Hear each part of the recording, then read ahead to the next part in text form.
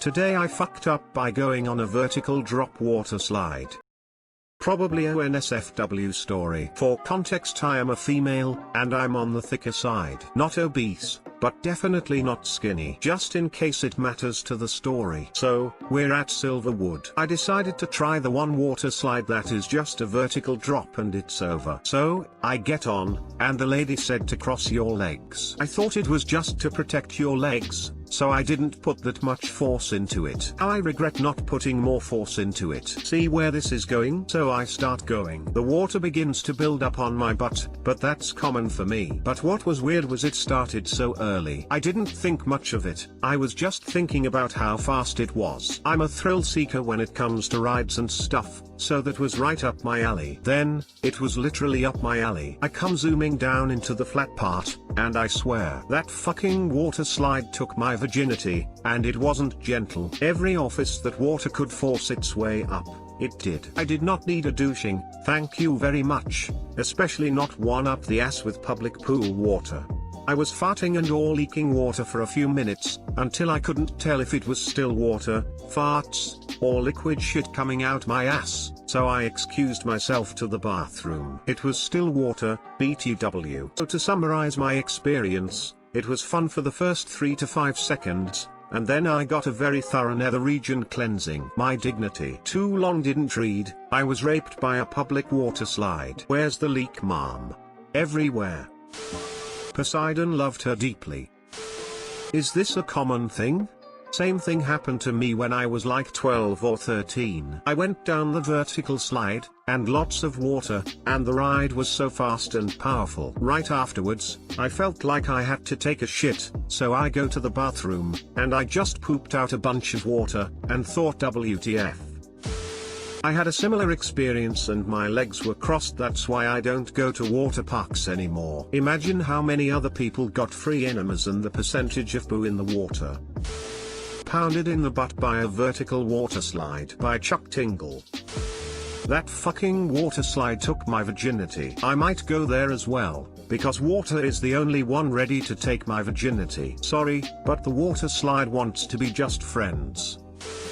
Today I fucked up by accidentally yelling at my new boss in lieu of my recent return from boot camp. This actually happened a week or 2 ago. Background, I had just gotten medically discharged from Marine Corps boot camp after spending about a month at the training depot. For those that don't know, boot camp is notorious for its stressful environment and strenuous schedule. You are required to shout literally everything at the top of your lungs, run/power walk everywhere, etc. Basically every aspect of life is controlled. Anyway, I returned home a few weeks ago feeling very lost due to my unexpected discharge. My friend offered me a nice job at his workplace, and I decided to take it. This was my second job I've ever gotten. I had one for a couple years during high school which I had applied for a few years ago. Interview/hiring process was still fairly new to me. I managed to get the job, and they began to give me a tour around the new facility. When the manager walked me into the kitchen, he told me to wait here, so I proceeded to do so. I started by saying hello to some of the kitchen staff, and began to familiarize myself with the new environment. In the meantime, the managers at this place are very laid back and nice, so they tend to have fun with a lot of aspects with the job, for example shouting corner in funny/aggressive ways for the hell of it. Well, that's exactly what happened. The manager came around the corner, literally screaming corner at the top of his lungs, and my genius self swirled around, snapped to attention, and yelled "Aye, sir." Right in his face. There's a habit of doing so 4 hours a day for the last month. Can't be kicked that easily, especially since I haven't been yelled at since I'd returned home. The entire kitchen looked at me with what the hell man expressions, except for the head cook, who pulled me aside and said he was an ex-Marine. Myself, the cook, and the manager had a laugh about it afterwards. Too long didn't read, yelled at my manager due to a force of habit from returning from boot camp after he exclaimed, "SMH, not even a full boot and doing boot things. My guy, you're a hiking shoe. Lol. Sorry to hear about your discharge. Sounds like you got what most go in for. Hopefully it's not a permanent discharge and you can try again after a while. Edit, thanks for the gold. Ute, thanks. I can go back, I just need a back surgery first." It's good you all were able to laugh about it. I was gonna join up with a friend of mine after I graduated high school, but I was medically disqualified. My friend made it through boot, and when he came back you could tell that there's a readjustment period. He was really jumpy. That's an interesting perspective. A lot of people talk about the sudden transition from civilian to recruit, but a lot of people, myself included, don't really think about the transition after boot. I don't think you know what INLU means. People aren't yelling corner for fun, though. It's just announcing that you are coming around the corner in the event you or the person on the other side is walking with a tray/knife/anything at all. The way corner is announced will differentiate from person to person, but you should get comfortable with your own corner call because you'll want to use it anytime you're in the kitchen and coming around a corner, even if your hands are empty. /just boot things.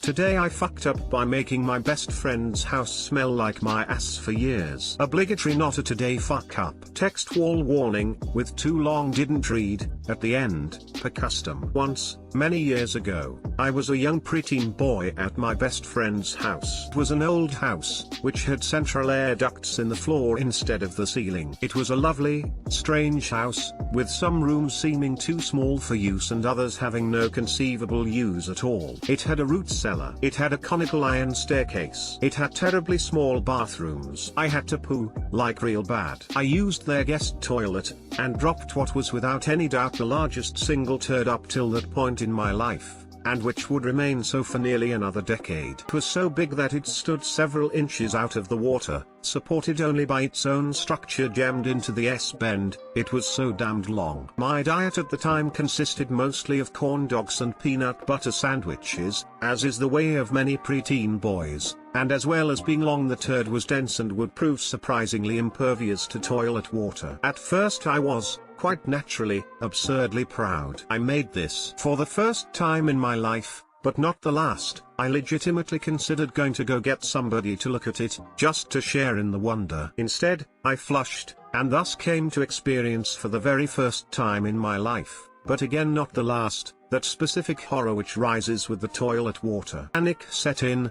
and I began to hop from foot to foot in anticipation of the water spilling over the rim, but thankfully this particular toilet's maker had love for us all and had designed the bowl to hold slightly more than a full tank full of water, and the fill stopped just shy of the rim. I then did the natural and courteous thing, and I grabbed the plunger and went to work hiding the shame of my prideful poo. This is where the Chekhov's gun issue of the diet comes into play, though, and instead of being able to break up and force the turd through, it compacted into the S-bend like a foul cement. The plunger developed a thicker and thicker coating. I was not so much clearing a plugged toilet as I was playing the part of a fecal warlock, a mud mage if you will, brewing a cauldron full of shit soup. Small particles began to break free and steep into the water, which turned more and more opaque. The panic had taken hold of me now, and it would walk me carefully onto the stage to enact the final part of this tragedy, this disaster of Freudian proportions. Being a shy boy in somebody else's home,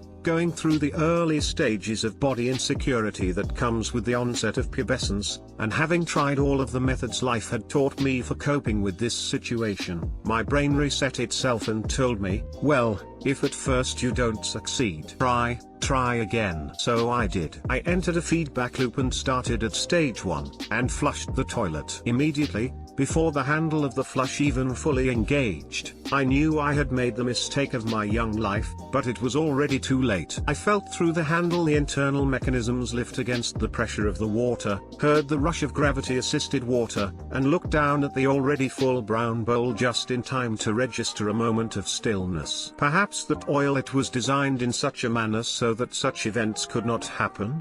I was young and inexperienced, and so much of how the world worked was a mystery to me, that in that moment I felt hope born of the trust that the adults who run the world knew what they were doing, and was safe in their hands. They had thought of this, obviously, because how could they not have known this problem could occur and then taken steps to ensure it couldn't happen? Then the water began to rise. In the moment that the dark brown liquid crested the rim, as it began to flow down towards the floor of the small half bath, my childish innocence, and trust for the system my forebears had built, was lost. Life was chaos, and any idea that there may be a plan for us, celestial or human or otherwise, was a lie. Time slowed with the combined existential traumas, and the memory of the shit water hitting the floor and beginning to spread still remains one of my most vivid and crystalline memories, decades later. I didn't scream, or yell, or run. I stood there, transfixed as my own mess turned into a much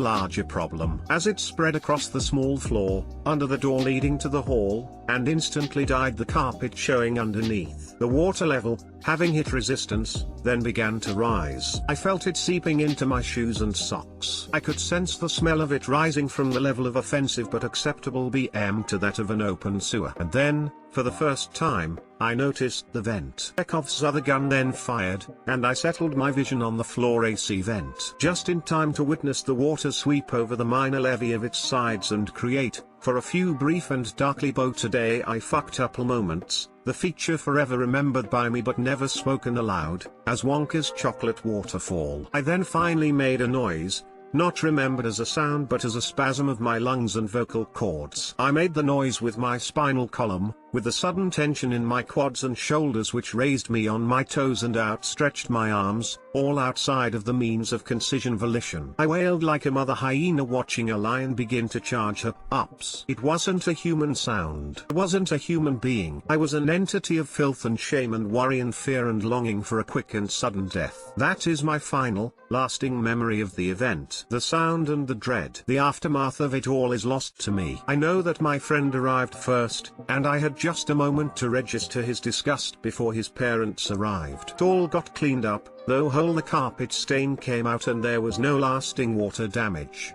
I was able to smell myself every time I came into their house. On warm days, it rode the cool air. On cold days, it assaulted the heated air. The friendship did not last the trauma, and I haven't seen him since high school. Too long didn't read, destroyed my best friend's toilet, and all but shit on his carpet and in his central air ducts.